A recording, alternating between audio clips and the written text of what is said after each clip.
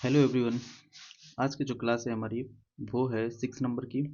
ठीक है, तो अभी तक के जो 5 क्लासेस हैं वो हो चुकी हैं, जिसमें हम लोग इन्हें 50 क्वेश्चंस को डिस्कस कर चुके हैं।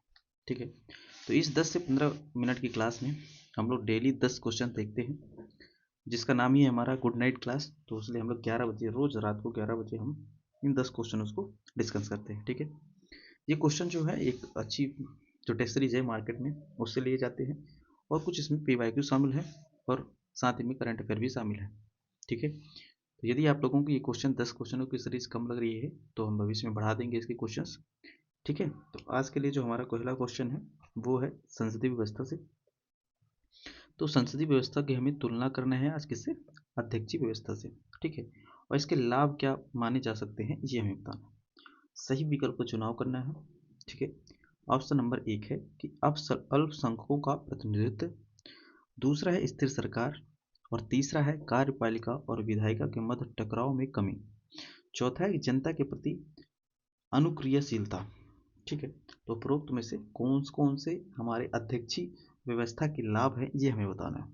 ठीक है, चलिए हम आंसर की बात कर लेते हैं। तो जो अपन का जो स्थिर सरकार हो गई, ठीक है, तो ये अध्यक्षीय प्रणाली की सबसे बड़ी विशेषता है, स्थिर सरकार। ठीक, उसके बाद जो अल्पसंख्यकों का प्रतिनिधित्व होता है वो अल्पसंख्यकों का प्रतिनिधित्व प्लस और अन्य लोग भी जो होते हैं वो व्यापक मतदान के आधार पर होता है। ठीक है ना, प्रतिनिधित्व। तो ये दोनों हो गए। इसके बाद जो कार्यपालिका और विधायिका के मध्य टकराव की बात है, तो यहाँ कमी नहीं होती है, बल्कि यहाँ टकराव अधिक होता है। ठीक है ना, टकराव अधिक होता है क्योंकि दोनों के पास अलग अलग शक्ति होती है, दोनों पृथक होती है। ठीक है, इसके बाद फोर्थ नंबर है कि जनता की राय के प्रति अनुकूलता। तो जनता की राय के प्रति ये अनुक्रियाशीलता जो होती है वो कम होती है, ना कि ज़्यादा होती है। ठीक है ना, या उनके प्रति नहीं होती है, जनता के प्रति ना के बराबर होती है, कम होती है। ठीक, इस हिसाब से हमारी ये 3 और 4 गलत हो जाते हैं, और इसका आंसर जो हो जाएगा केवल और केवल ऑप्शन बी। ठीक है, नेक्स्ट क्वेश्चन है अपना राष्ट्रीय आपात से, कि राष्ट्रीय आपात के संदर्भ में निम्नलिखित कथनों पर विचार कीजिए। पहला है कि राष्ट्रीय आपात को हटाने के लिए संसद की मंजूरी आवश्यक होती है। दूसरा है कि राष्ट्रीय आपातकाल की अधिकतम अवधि 3 वर्ष की है। उपरोक्त में से हमें सही कथन का चुनाव करना है। ठीक है, तो अभी तक ने आपने 5 हमारी क्लास नहीं देखी हैं, तो एक बार उसे देख लीजिएगा। इसके बाद बताइएगा कि उसमें क्या सुधार करने की ज़रूरत है। तो प्लीज़ कमेंट बॉक्स में ज़रूर बताइएगा कि इन क्लासेस में आपको क्या सुधार करने की ज़रूरत है या आपकी क्या डिमांड है। ठीक है, तो इसके आंसर की बात करें हम, तो जो आपातकाल होता है ठीक है, वो संसद की मंजूरी, जो संसद की मतलब अगर अनुमति है तो आवश्यक होता है हटाने के लिए, ऐसा बिल्कुल नहीं है। क्योंकि राष्ट्रपति जब भी चाहें, राष्ट्रपति जो है वो जब चाहें तब इसे क्या कर सकते हैं, हटा सकते हैं। ठीक है, तो ये गलत हो गया अपना। ठीक है, दूसरा है कि राष्ट्रीय आपात की अवधि अधिकतम 3 वर्ष की होती है। ठीक है, तो अधिकतम 3 वर्ष की नहीं होती है, बल्कि यदि इसे संसद, पहले तो 6 महीने तक के लिए होता है। ठीक है, पहले तो इसे 6 माह तक के लिए बढ़ाया जाता है। ठीक, और यदि संसद इसे मंजूरी दे दे, मंजूरी मतलब अपना परमिशन दे दे, आज क्या हो गया, हैंग क्यों मार रहा है भाई?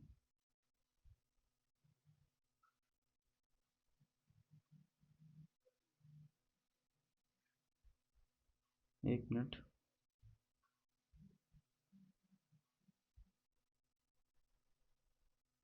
ये रहा, है ना? हाँ ये था, सॉरी, थोड़ा सा हैंग मार दिया, है ना?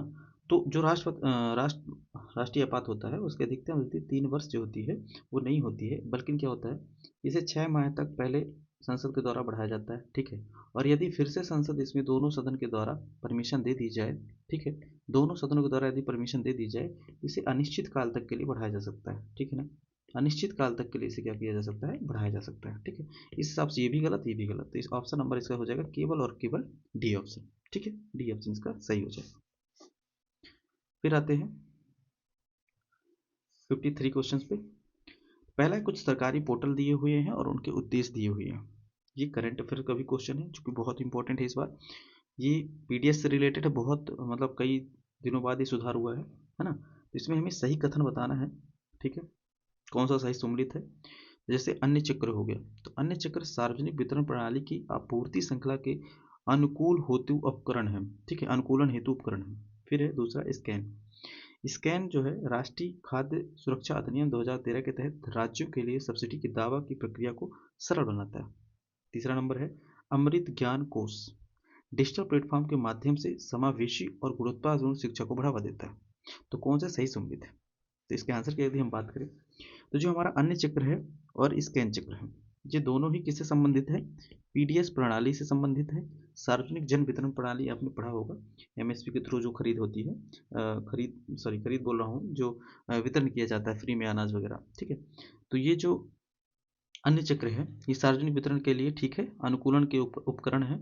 और जो स्कैन पोर्टल है ये जो हमारा राष्ट्रीय खाद्य सुरक्षा अधिनियम है उसके तहत राज्यों की जो सब्सिडी दावे किए जाते हैं उसके लिए सिंगल विंडो क्या है, ये पोर्टल है, ठीक ना, एकल खिड़की पोर्टल है, ठीक है ना, जिसके तहत यहाँ सारे कुछ दस्तावेज या जो भी प्रदान होते हैं सब्सिडी दावे हैं वो यहाँ पे स्कैन के पोर्टल के द्वारा हो जाता है। फिर तीसरे नंबर पर आता है ज्ञान, अपना अमृत ज्ञान कोष। तो ये अमृत ज्ञान कोष इसके लिए नहीं है बल्कि ये लोक प्रशासकों के लिए है, ठीक है, जो लोक प्रशासक हैं उनकी ट्रेनिंग के लिए, प्रशिक्षण के लिए, है ना, उनके प्रशिक्षण के लिए है, ठीक है, और उनके जो क्षमता निर्माण के लिए है, ठीक है। तो हमारे तीसरा गलत हो जाता है जबकि हमारे एक और दो बिल्कुल सही है। इस हिसाब से हमारा आंसर हो जाएगा केवल और केवल दो यहाँ पर सही।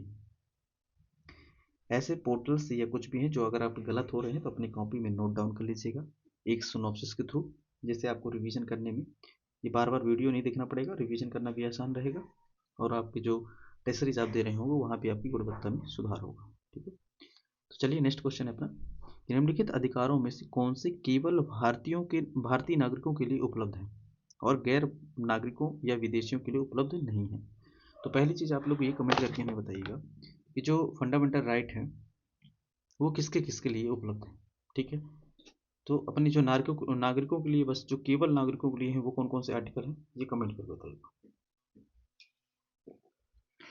थोड़ा सा मैं हिंट के लिए बता देता हूँ कि 5 ऐसे आर्टिकल हैं जो केवल और केवल नागरिकों के लिए हैं, ठीक है ना, 5 ऐसे आर्टिकल हैं। अब इसके हम आंसर की बात कर लेते हैं। हमें यहाँ सही कथन बताना है, सही उत्तर चुनना है। तो जो निजता का अधिकार है ये आर्टिकल किस में है? 21 में है। ये हमारे 21 में है, तो ये ठीक है, ये केवल भारतीयों के लिए नहीं, ये दोनों के लिए है। फिर आता है वाक्य अभिव्यक्ति की स्वतंत्रता, ये आर्टिकल 19 के तहत है, ठीक है, जो कि ये सही है। ये तीसरा है धार्मिक स्वतंत्रता, ये गलत है, आर्टिकल 25 से लेकर 28 तक को जो दिए गए हैं, ठीक है। इसके बाद आता है शांतिपूर्ण सम्मेलन का अधिकार, ये भी अनुच्छेद किसके तहत आता है? 19 के तहत आता है, तो ये भी हो जाएगा, ठीक है। इस हिसाब से हमारे 2 और 4 जिस ऑप्शन में होंगे वही सही हो जाएगा, ठीक है। तो 44 का अपना सी हो जाएगा, 54 का सी हो जाएगा, ठीक है, 54 का सी आंसर हो जाएगा, ठीक है। चलिए मैं बता ही देता हूँ कि जो केवल नागरिकों के लिए उपलब्ध है कौन कौन से आर्टिकल हैं। जो अनुच्छेद अपना 15 है, ठीक है, 16 है, 19 है, 29 है और 30 है, ठीक है।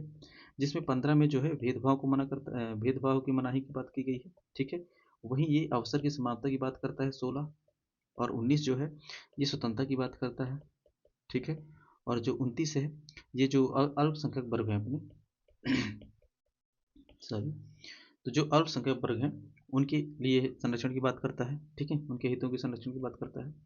और जो हमारा 30 है ये अल्पसंख्यक जो वर्ग है उनके शिक्षण से, ठीक है ना, शैक्षिक संस्थान जो होते हैं उनके संरक्षण की बात करता है, ठीक। तो ये ऐसे 5 आर्टिकल हैं जो अपने ना केवल और केवल भारतीयों को प्राप्त है, केवल और केवल अपने नागरिकों को प्राप्त है, ठीक है, विदेशियों को प्राप्त नहीं। चलिए अपन अब नेक्स्ट क्वेश्चन देखते हैं। नेक्स्ट है कि निम्नलिखित में से कौन सा भारतीय संविधान की एकात्मक विशेषता नहीं है, ठीक है, भारतीय संविधान की एकात्मक विशेषता नहीं है। कौन सी नहीं है इसमें? पहला है एकल संविधान, दूसरा है आपातकालीन प्रावधान, तीसरा है अखिल भारतीय सेवाएं और चौथा है द्विसदनी व्यवस्था। तो भारत की जो एकात्मक विशेषता है, वैसे तो भारत एक संघीय है, संघीय विशेषता रखता है, लेकिन यहाँ पे एकात्मक भी है कुछ कुछ। तो जो एकात्मक का लक्षण नहीं है वो केवल और केवल क्या है? द्विसदनी व्यवस्था नहीं है, क्योंकि ये द्विसदनी व्यवस्था जो है संघीय व्यवस्था है। तो यहाँ पे पूछा है कि भारत की एकात्मक विशेषता कौन कौन सी नहीं है, कौन नहीं है, तो ये है द्विसदनी विशेषता, ऑप्शन नंबर डी ठीक है। और ये जो है अपने भारत का एकल संविधान है, आपातकालीन का प्रावधान है और अखिल भारतीय सेवाएं। ठीक है। आप कमेंट में बता सकते हैं मुझे कि ये जो सेवाएं हैं वो किस आर्टिकल में, ठीक है ना।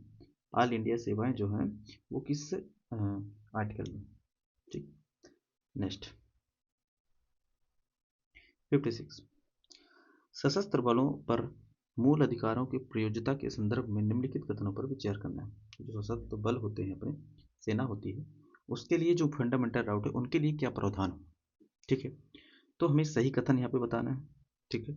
जिसके तहत पहला ऑप्शन है कि संसद सशस्त्र बलों के सदस्यों के मूल अधिकारों को प्रतिबंधित और निरस्त दोनों कर सकती है। फिर दूसरा है कि सशस्त्र बलों के सदस्य अभिव्यक्ति के केवल व्यक्ति में केवल सैनिक शामिल होते हैं, सशस्त्र बलों द्वारा गैर लड़ाकू सदस्य शामिल नहीं होते। ठीक। आप अपना आंसर बताएं, उससे पहले हम चर्चा कर लेते हैं। तब तक हम इसको चर्चा कर लेते हैं कि गैर लड़ाकू इसमें कौन शामिल होता है। लड़ाकू में तो जो अपने जो बॉर्डर में सैनिक खड़े होते हैं वो शामिल होते हैं। ठीक है। गैर लड़ाकू में शामिल करोगे जो वहाँ चौकीदार होता है। ठीक है। चौकीदार हो गया आपका, नाई हो गया, ठीक है, बावर्ची हो गया वहाँ जो खाना बनाता है ना, ये सब काम करता है। और भी जो उनके सहायक मतलब पद हैं, सहायक सहायता के लिए, सेना की सहायता के लिए हो गए, जैसे मैकेनिकल हो गया, ठीक है, मैकेनिक हो गया जो मशीनों को रिपेयर वगैरह करता है। तो इनके अधिकार शामिल हैं या नहीं ये पूछा। तो इसके आंसर की हम बात करें तो पहला ऑप्शन बिल्कुल सही है कि मूल अधिकारों को प्रतिबंधित भी किया जा सकता है और क्या किया जा सकता है, निरस्त भी किया जाता है। ऐसा हमारा आर्टिकल 33 कहता है। ठीक। फिर बात करते हैं सेकंड ऑप्शन की। तो इसमें अभिव्यक्ति केवल सैनिकों के लिए नहीं है बल्कि गैर लड़ाकों के लिए भी है। तो दोनों के लिए है, केवल एक के लिए नहीं है। ठीक है। तो ये ऑप्शन गलत हो जाता है। इस हिसाब से हमारा आंसर हो जाता है केवल और केवल ए। ठीक। नेक्स्ट 57, राज्य सूचना आयोग, आयुक्तों के बारे में बात है। ठीक है ना। ठीक। तो इनके कार्यकाल और सेवा शर्तों से संबंधित हमें इन पे विचार करना है। ठीक है। तो पहला है कि 5 वर्षों की अवधि या 65 वर्ष की आयु प्राप्त करने तक पद पर बने रह सकते हैं। सेकंड है कि राज्य सूचना आयुक्त देश मान्य वेतन तथा सेवाएं अन्य शर्तें उच्च न्यायालय के न्यायाधीश के समान होती हैं। हमें सही कथन बताना है। ठीक है। मुझे उम्मीद है कि आप अपने आंसर्स कॉपी में लिख रहे होंगे और जो भी गलत हो रहा होगा उसका आप सही से मूल्यांकन कर रहे होंगे कि हमारे कितने क्वेश्चंस गलत हो रहे हैं। ठीक है। तो इसके आंसर की बात करें हम तो जो पहला ऑप्शन है कि 5 वर्ष और 65 वर्ष, तो ये तो सही है। ठीक है। इसके साथ यह भी प्रावधान है कि यदि इसे पुनर्नियुक्त नहीं किया जाता, पुनर्नियुक्त नहीं किया जा सकता है। ठीक है। ये पुनर्नियुक्ति के पात्र क्या होता है, नहीं होता है। ठीक है। ये तो बिल्कुल सही है। फिर सेकेंड नंबर की बात करते हैं कि इसकी मानदेय वेतन भत्ते जो है ये उच्च न्यायालय के नहीं बल्कि जो निर्वाचन आयुक्त होते हैं। ठीक है ना। कौन होता है, निर्वाचन आयुक्त होते हैं, उनकी समान के वेतन भत्ते होते हैं। इस हिसाब से दूसरा ऑप्शन गलत हो जाता है और इसका आंसर हो जाता है केवल और केवल ए। ठीक है। केवल और केवल ए। नेक्स्ट है केंद्रीय सतर्कता आयोग के संदर्भ में बताना है। ठीक है। केंद्रीय सतर्कता आयोग। ठीक है।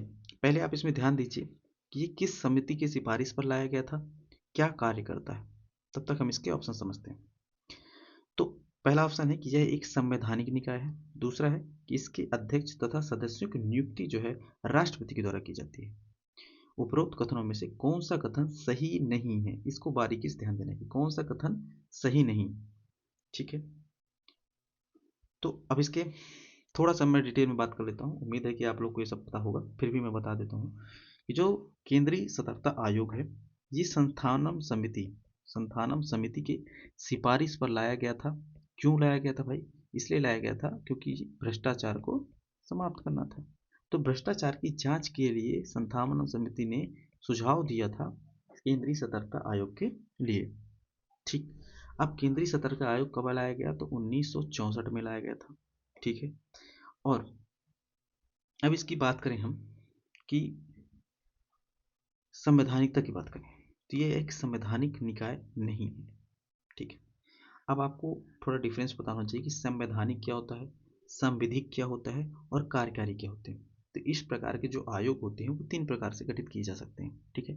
पहला या तो संवैधानिक होगा। संवैधानिक का अर्थ होता है कि उस किसी आर्टिकल में उसका अनुच्छेद मतलब किसी आर्टिकल में उसका चर्चा होगी, किसी आर्टिकल के द्वारा उसे संविधान में शामिल किया गया होगा, तो वो क्या हो जाएगा, संवैधानिक हो जाएगा। सांविधिक वह हो जाएगा जो संसद के नियमों द्वारा, अधिनियमों द्वारा बनाए जाते हैं, संसद के नियम द्वारा जो बनाए जाते हैं, संसद द्वारा जो बनाए जाते हैं, उसे हम कहते हैं सांविधिक, ठीक है ना, सांविधिक संस्थान। तो ये जो अपना है ये सांविधिक संस्थान है, ना कि संवैधानिक है, ठीक। फिर होता है एक कार्यकारी। तो कार्यकारी जो होता है ये राष्ट्रपति के द्वारा गठित होता है, ठीक है ना।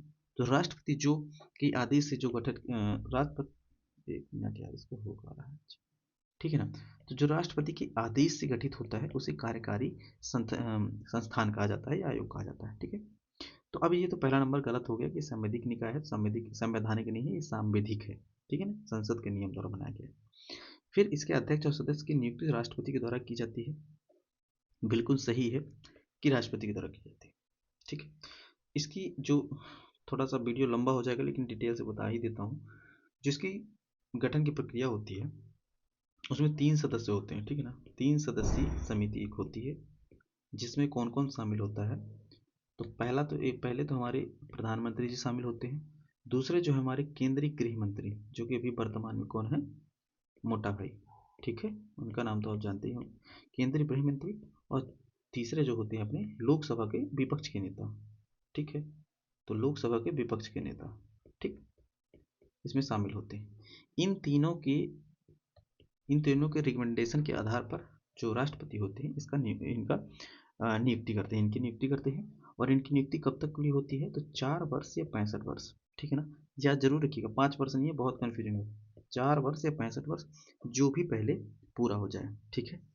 तीसरी शर्त यह है कि ये पुनर्नियुक्ति के पात्र नहीं होते हैं, ठीक है ना। पुनर्नियुक्ति इनकी नहीं हो सकती, चाहे वो राज्य में हो चाहे केंद्र में, कहीं भी इनकी पुनर्नियुक्ति नहीं हो सकती, दोबारा ये नहीं चुने जा सकते इस पद के लिए। तो इतनी डिटेल इसके लिए काफ़ी है। इस हिसाब से हमारा आंसर हो जाता है। इसमें बोला है कि कौन सही नहीं है, तो केवल एक और सही नहीं है, ठीक है, दूसरा सही है, तो आंसर नंबर ए इसका सही हो जाता है। नेक्स्ट है अपना कि भारत का नियंत्रक एवं महालेखा परीक्षक जो हमारा कैग है, ठीक है ना, कौन, कैग, कंट्रोलर जनरल, ठीक है, अथॉरिटी जो अपनी है, परीक्षक है ना, कंट्रोलर जनरल जो अपने हैं, ठीक है। तो कौन है भैया, अभी वर्तमान में कौन है, ये तो खैर पीसीएस में पूछे जाते हैं फैक्ट इस टाइप के, ठीक है। जिसको पता हो कमेंट करके बता दीजिएगा, ठीक है। इनमें हमें क्या बताना है, लेखा परीक्षक कर सकता है, कहाँ कहाँ लेखा परीक्षण कर सकता है ये हमें बताना है, ठीक है ना, क्या कहाँ कहाँ लेखा परीक्षण कर सकता है। और इसमें सही उत्तर का भी हमें देना है, सही उत्तर देना है, ठीक। बार बार मैं सही पे गोला इसलिए लगाता हूँ, अधिकतर सही और सही नहीं में हमारे आंसर गलत हो जाते हैं, ठीक है। तो पहला है कि संघीय सरकार के मंत्रालयों का, दूसरा है तेल एवं प्राकृतिक गैस गैस निगम जो होते हैं उनके, और तीसरा है सहकारी समितियों के, ठीक है। तो जो हमारा कैग है किनके लेखा परीक्षण कर सकता है, ऑडिटिंग कर सकता है, ये आपको बताना है, ठीक है। चलिए बिना समय गंवाए मैं ही चर्चा कर लेता हूँ। थोड़ा सा मैं कैग के बारे में बता देता हूँ। यह एक संवैधानिक संस्थान है जिसका वर्णन आपके अनुच्छेद 148 में देखने को मिल जाएगा, ठीक है। इसका कार्य क्या होता है, ये केंद्र और राज्य दोनों, ठीक है ना, केंद्र और राज्य दोनों को क्या करता है, वित्तीय क्या करता है आपका, वित्तीय क्या करता है, परीक्षण करता है या वित्तीय नियंत्रण करता है, ठीक है। इसीलिए ये वित्तीय नियंत्रण करता है, इसीलिए इसे क्या कहता है, कैग को लोक लोक लेखा का मतलब लोक वित्त का संरक्षण कहा जाता है, लोक लेखा का संरक्षण कहा जाता है, या लोक वित्त का क्या कहा जाता है, संरक्षण कहा जाता है, संरक्षक कहा जाता है, ठीक है, ये याद रखिएगा, ठीक। ठीक है, तो इस हिसाब से अपनी आंसर की बात करते हैं कि जो संघीय सरकार या मंत्रालय होते हैं उनके बारे में तो ये कर सकता है लेखा परीक्षण। दूसरा है प्राकृतिक तेल, या इसके बारे में भी कर सकता है। फिर जो हमारी सार्वजनिक निगम की कंपनियां हैं जैसे कि भेल हो गया, ये सब की भी इनकी भी लेखा परीक्षण कर सकता है, ठीक है। लेकिन ये राज्य सहकारी समिति इसकी नहीं कर सकता है, क्योंकि यहाँ पे जो राज्य सरकारें होती हैं, राज्य विधानमंडल होता है, ठीक है ना, राज्य विधानमंडल जो होता है, विधानमंडल जो होता है वो इसके लिए रिकमेंड करता है लेखा परीक्षा करने के लिए, ठीक है। तो ये आंसर गलत हो जाता है, इस हिसाब से हमारा केवल और केवल बी ऑप्शन सही हो जाता है, ठीक। अब ये हमारा आज का लास्ट क्वेश्चन है, 60 नंबर जो कि सुप्रीम कोर्ट और हाई कोर्ट के रिट के बारे में बात किया गया, ठीक है। तो उच्च न्यायालय तथा उच्चतम न्यायालय तथा उच्च न्यायालय के रिट क्षेत्राधिकारों के संदर्भ में निम्नलिखित में से कौन सा कथन सही है, ठीक है। तो पहला है, थोड़ा मैं जूम कर लेता हूँ इसे, ठीक है, जूम कर लेते हैं इसे, ठीक। तो पहला है अपन कि उच्चतम न्यायालय केवल मूल अधिकारों के परिवर्तन के लिए रिट जारी कर सकता है, जबकि उच्च न्यायालय न केवल मूल अधिकारों के परिवर्तन के लिए बल्कि किसी भी अन्य उद्देश्यों के लिए भी रिट जारी कर सकता है। फिर है कि उच्चतम न्यायालय और उच्च न्यायालय भारत के संपूर्ण राज्य क्षेत्र में किसी भी व्यक्ति या सरकार के विरुद्ध रिट जारी कर सकते हैं। तीसरा है कि यद्यपि उच्च न्यायालय अनुच्छेद 32 के तहत रिट क्षेत्राधिकार का प्रयोग करने से इनकार नहीं कर सकती, किंतु उच्च न्यायालय अनुच्छेद 226 के तहत अपने रिट क्षेत्राधिकार का प्रयोग करने से इनकार कर सकती है, ठीक है ना, कर सकती है, ठीक है। तो अब इसको थोड़ा छोटा कर लेते हैं। हमें क्या बताना है इसमें, सही विकल्प का चुनाव करना है, ठीक है ना, सही विकल्प का चुनाव करना है इसमें, ठीक। क्वेश्चन तो दिख रहा होगा ना आपको सबको। तो अब थोड़ा इसके रेट के बारे में बात कर लेते हैं। जैसा कि इस आर्टिकल में बता ही दिया गया है कि जो हमारी सुप्रीम कोर्ट में है, सुप्रीम कोर्ट में अगर रिट दायर करना है हमें, तो आर्टिकल 32 के तहत, और हाई कोर्ट में के द्वारा अगर हाई कोर्ट में जाना है हमें अपने मतलब जो हाई कोर्ट अपना रिट जारी करेगी वो आर्टिकल 256 के द्वारा करेगी। किसके द्वारा, आर्टिकल 226, आर्टिकल 226, आर्टिकल 226 के द्वारा हाई कोर्ट, और सुप्रीम कोर्ट आर्टिकल 32 के तहत, ठीक। तो अब हम इसके आंसर की बात कर लेते हैं, ठीक है। तो पहला आंसर तो बिल्कुल सही है कि जो सुप्रीम कोर्ट है वो केवल और केवल मूल अधिकारों के संबंध में रिट जारी कर सकती है। यहाँ पे जो हमारी हाई कोर्ट होती है उसकी शक्ति सुप्रीम कोर्ट से ज़्यादा होती है, ठीक है, क्योंकि वो अन्य क्षेत्रों में भी रिट जारी कर सकती है, ठीक। ठीक है, अब आपका कर्तव्य बनता है कि यहाँ पे कमेंट बॉक्स में आप रिट लिख दें कि कितने प्रकार से रिट होती है, कितने प्रकार की रिट होती है, ठीक है, ठीक।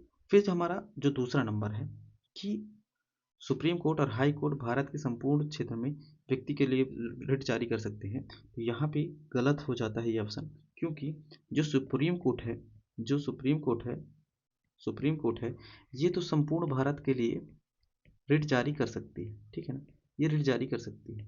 लेकिन जो हाई कोर्ट है ये संपूर्ण भारत के लिए नहीं, बल्कि जिसका इसका जो राज्य क्षेत्र है या इसका जो कार्य क्षेत्र है, ठीक है ना, अपने क्षेत्राधिकार में रहकर ही रिट जारी कर सकती है, ठीक है।